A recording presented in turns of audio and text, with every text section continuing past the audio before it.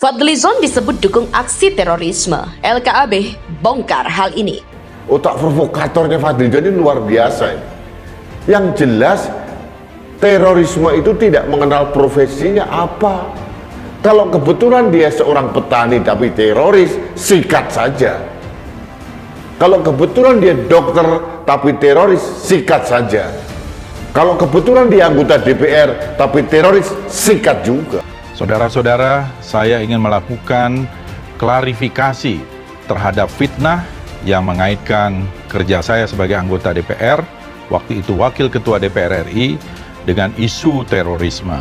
Saya mengikuti beberapa berita yang dimulai dari cuitan seorang buzzer yang isinya mengaitkan seolah-olah saya punya kaitan dengan seorang terduga teroris yang baru saja ditangkap Densus 88 hanya karena sebuah foto lama tahun 2015. Tahun 2015, jabatan Fadlizon waktu itu masih sebagai Wakil Ketua DPR RI, mentereng kan? Jelas kita yang waras bereaksi dong. Iyalah, mas ada anggota dewan yang kita bayar pakai duit halal kita sebagai pembayar pajak, diduga malah menggunakan duit itu buat bantu organisasi teroris. Kalau ini terbukti benar, kalau ini benar, betapa kecewanya masyarakat kepada Fadlizon. Sebagai masyarakat wajar kalau ada rasa ketidakpuasan, di mana ada seorang anggota DPR Republik Indonesia yang digaji oleh rakyat, lantas gajinya itu disumbangkan ke Suriah atas nama kemanusiaan, tapi sasarannya ke Al-Qaeda, kelompok pemberontak, organisasi radikal.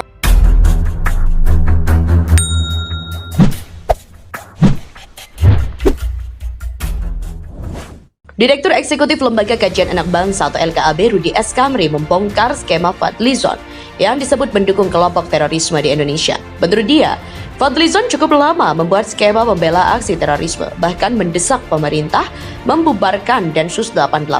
Jejak digital Fadlizon mendukung terorisme ini memang ada dan sudah terjadi sejak 2018 hingga sekarang. Rudi menjelaskan, politisi Partai Gerindra itu membuat narasi tentang perkembangan terorisme akan masif jika dipimpin kepala negara yang lemah. Menurutnya, ucapan itu jelas ada narasi Fadlizon yang menilai terorisme akan berkembang ketika kepemimpinan Presiden Jokowi. Menurut Rudi, meski Presiden Jokowi dianggap lemah, Fadlizon melupakan kekalahan partainya sebanyak 2 kali pemilu. Selain itu, dia menyoroti ucapan Fadlizon soal kritik terhadap Densus 88 menembak tersangka teroris yang berprofesi sebagai petani pada 7 Juli 2020 lalu.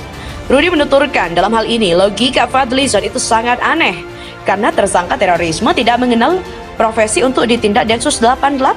Logika Fadlizon ini kerap terbalik. Narasi seperti ini jelas provokatif sehingga diduga ingin memicu gejolak di masyarakat. Buat Fadlizon ini lumayan shock juga ya. Ini terkait dengan Sunardi yang ditembak mati, lalu namanya dikaitkan dengan organisasi HASI. Lalu muncul foto lawas Fadlizon menyerahkan bantuan sebesar $20.000. Tidak butuh waktu lama bagi Fadli untuk segera klarifikasi. Why? Kenapa begitu cepat bersuara? Padahal biasanya cenderung cuek dan tidak mau tahu. Apakah sedang kalut? Apakah sedang panik? Atau bahkan takut dengan setiap saat akan dipanggil Prabowo untuk memberikan penjelasan?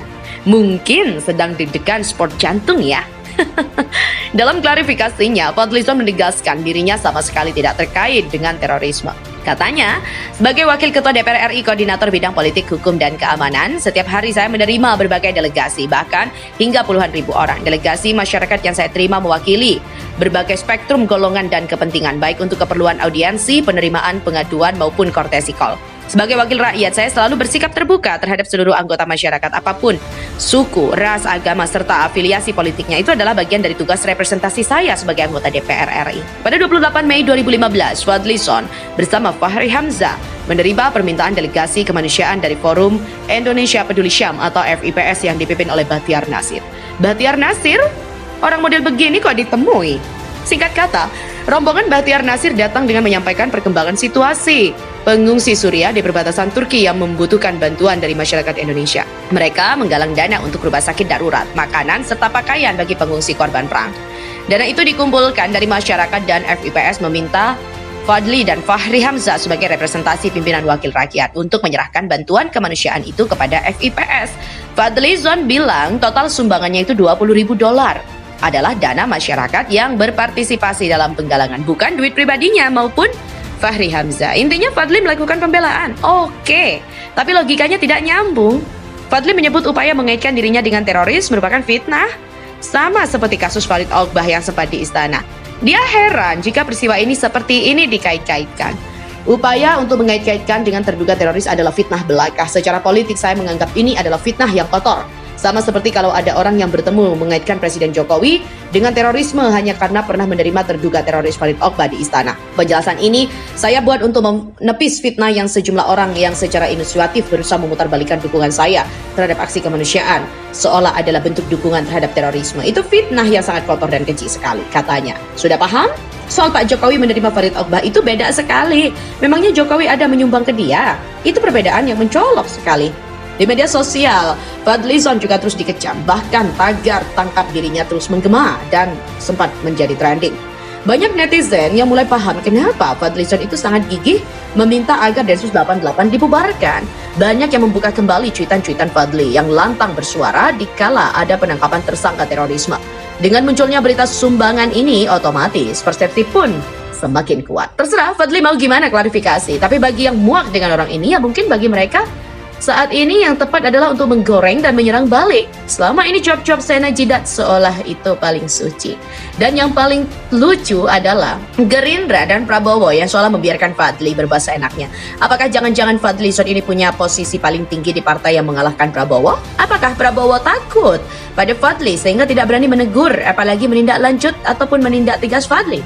Gerindra bergabung ke kubu pemerintah, menampilkan diri sebagai partai nasionalis, tapi ada satu kadernya yang seolah dibicarakan menjadi liar dan juga bikin gaduh. Apakah Gerindra tidak malu? Harusnya tindak tegas Fadli. Atau kalau tidak mau ya ikutilah langkah PKS jadi oposisi sejati. Jangan main di dua kaki, di satu sisi mendukung pemerintah, di sisi lain ada kadernya yang diam-diam menusuk pemerintah dari belakang. Nah, bagaimana menurut pendapat Anda?